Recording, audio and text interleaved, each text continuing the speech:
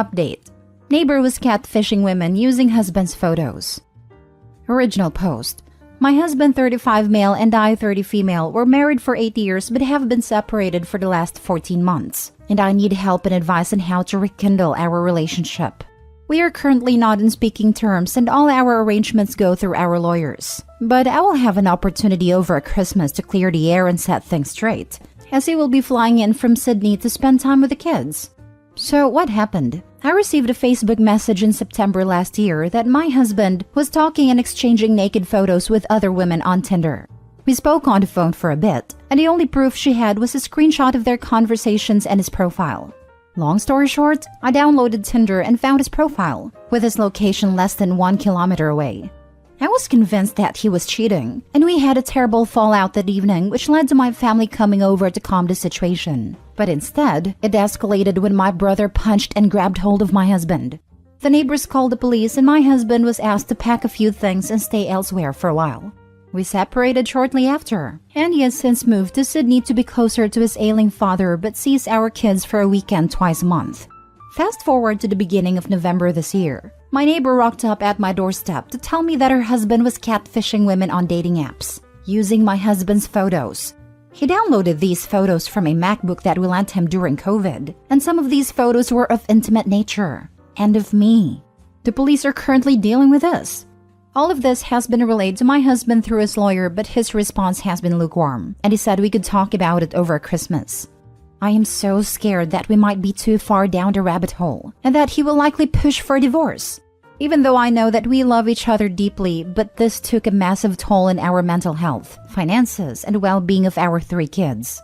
What is the best way to approach him in December and make amends?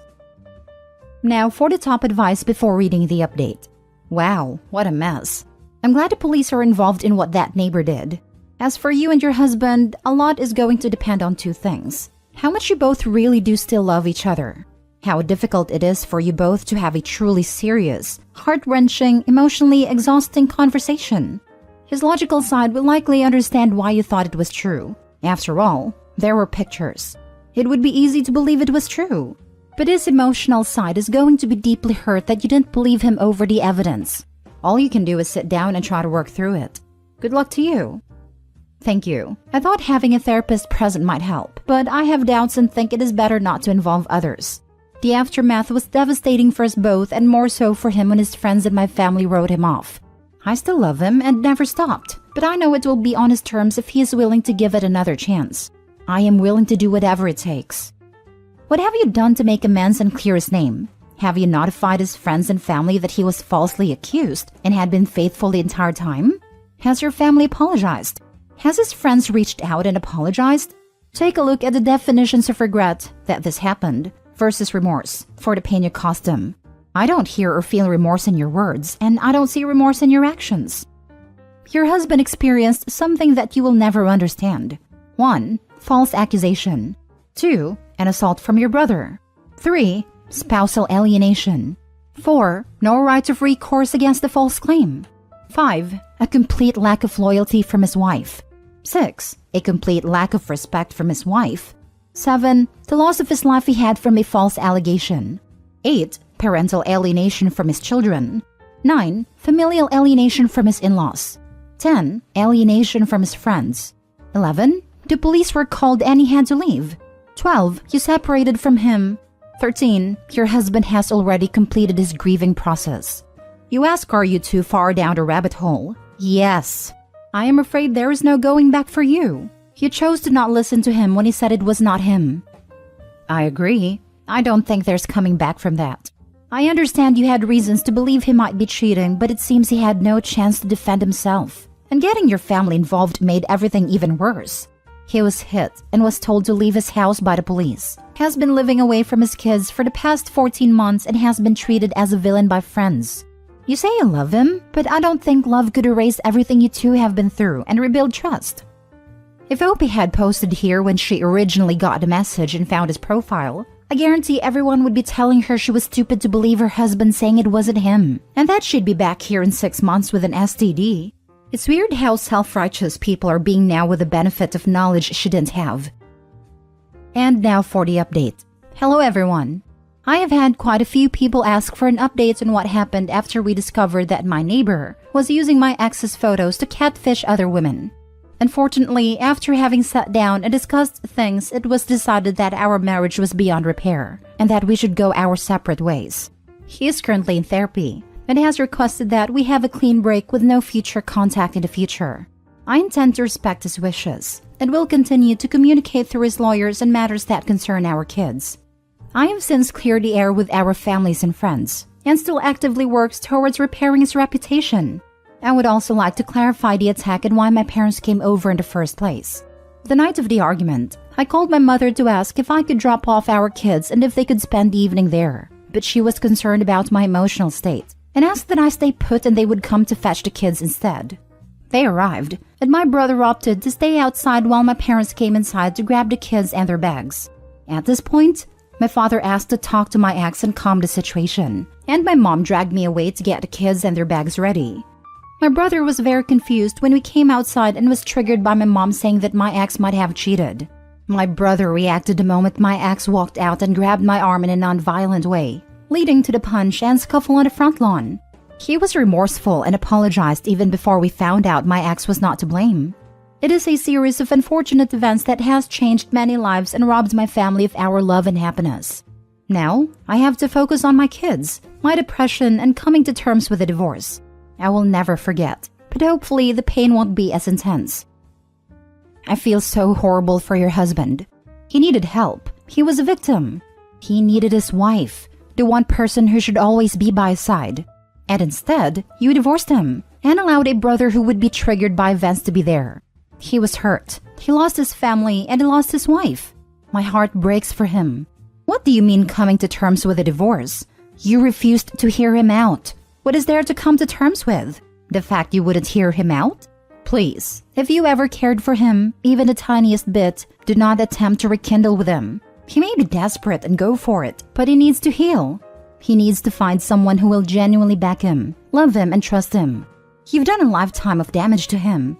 Edit. You say it is a series of unfortunate events that has changed many lives and robbed my family of our love and happiness. But it was your lack of belief in your husband, refusing to hear him out, and either spreading the lie or allowing the lie to be spread that destroyed his life, your kids' lives, and robbed them of their love and happiness. Quit acting like you were powerless in all this. You could have heard him out, let him prove it wasn't him, and tried to find a different path. Instead, you rocked up with a violent brother and took the kids. You either allowed lies to spread uncontested or spread them yourself. The man will be much better away from you. Recommend this place to those who are considering living with you. Let them read what you wrote. Let them know that you started a conflict by manipulating everyone. And now you are narcissistic enough to act as if everything happened by itself and you are the victim. You didn't explain to your family what you said on the phone. If you hadn't manipulated them, the whole family and your brother wouldn't come to pick up the kids. I guess this is the first time your brother has attacked someone. And don't try to hide yourself. You're a lousy person. I would be carrying that neighbor to court for identity theft, digital theft, revenge crime, and emotional damages for destroying my marriage. Oh yeah, that would be my first course of action soon as I heard of it. Since OP has already been talking to and through a lawyer, I don't think it'd be crazy to ask either who could help her in this case. Oh my god, this is awful. What do you bet that the bastard neighbor gets a slap on the wrist? Hopefully not, but I would not be surprised if that was the case. I do hope they at least sue the heck out of him. Hopefully OP put neighbor on blast on Facebook, next door, the local newspaper, etc. I would go 100% nuclear revenge at that point. Next story. Update. I introduced my brother-in-law to the woman he cheated on my sister with. Original post. I, 23 female, feel like such a jerk. My sister Gwen, 38 female, has been married to Jacob, 39 male, for 10 years. I've had a best friend Ellie, 21 female, since middle school. She's always been around, but in 2020, I started inviting her around more because her mom died of COVID, so she didn't have any family around. So I invited her to holiday parties, family get-togethers, etc., so she'd feel part of a family. Then last night, we found out from texts my sister found in Jacob's phone that he's been sleeping with Ellie, and she might be pregnant. My sister is devastated and took their kids to come live with our parents. I feel so guilty. I'm the one who brought her around and invited her to stuff. I feel like it's all my fault.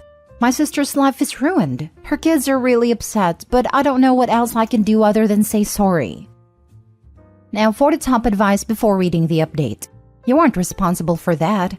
Your friend probably wouldn't have gotten involved with your brother-in-law if her mother hadn't died. Her age and grief made it easier to take advantage of her. Are you going to continue being friends? If she's really pregnant and they're really together, it means she'll be the mother of my nephew's half-sibling. So I don't want to say anything to her until I figure out what my sister wants me to do. She looked at your sister and your nephews, then slept with your brother-in-law. That is the deal breaker in my opinion. She can't say he lied to her about being married or any of the rest. I'm not going to still be friends with her, obviously. I'm just saying I'm not saying anything to her. This isn't even remotely your fault. Ellie was barely an adult when this started, and it seems as if she's been around since her preteen years. She has no family, and it seems as if she has been groomed. Your brother-in-law's a predator, and this is not your fault. What a mess. I would try to get her side to the story, though. Don't take away the responsibility from Ellie as well. She is as much of an adult, and quite frankly, a horse's butt. Now for the update. So in the first post, I detailed that my brother-in-law Jacob, 39 male, cheated on my older sister Gwen, 38 female, with my best friend Ellie, 21 female after 10 years.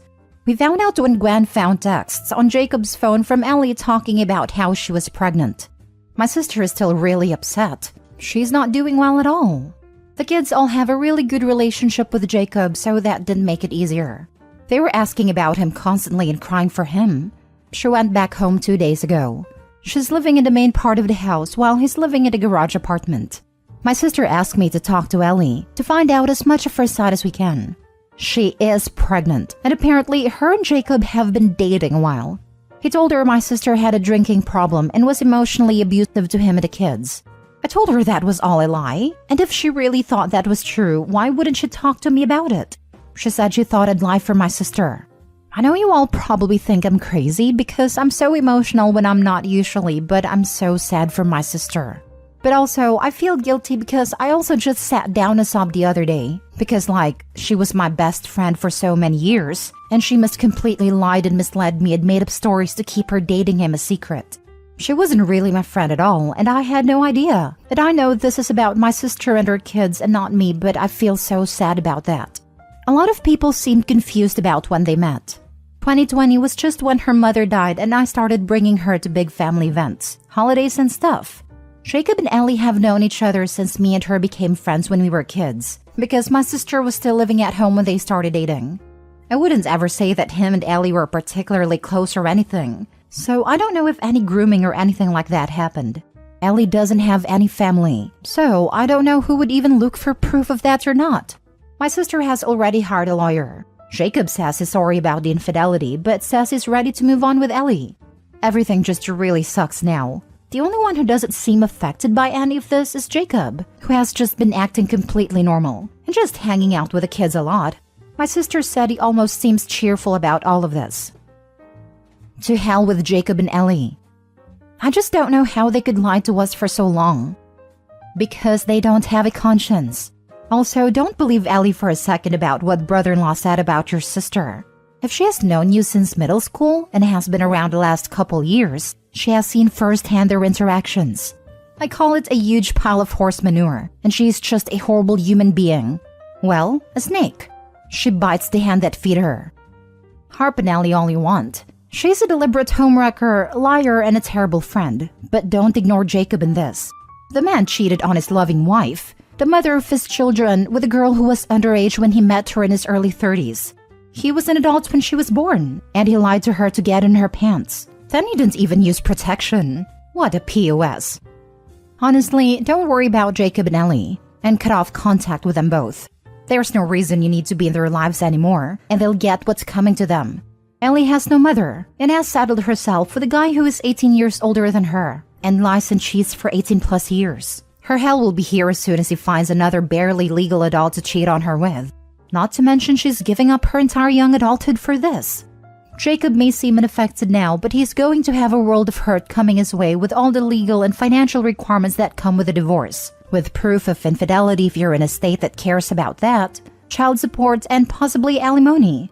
He will eventually go through the same thing with Ellie when he knocks up either one of her friends or some other almost teenage girl that he's manipulated into believing Ellie's a terrible person. Basically, their lives in a relationship are a ticking time bomb before they implode because of each other's crappiness.